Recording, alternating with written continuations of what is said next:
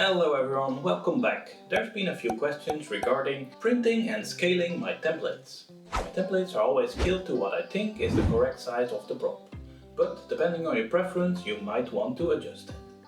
So let's take a look at how to print and scale them.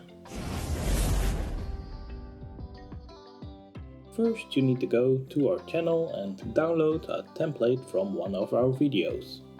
You can find it in the description. Once you click on it, it will open in the browser. Here you can print it, but I do not recommend it because your options here are very limited. So cancel this and we will download it instead. Now you can open it in Acrobat Reader. It's a free program, so if you don't have it, just download it. In this program you have a lot of options. Like the poster, you can print it as a poster and it will cut it up into pieces. You can also scale it down and add cut marks.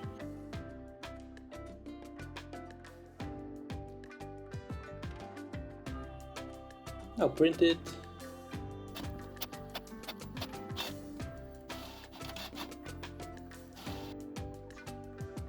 Now we can tape them together, but first we need to cut off one of the edges. You can trim it on the cut marks. Then tape them together and the pattern is done.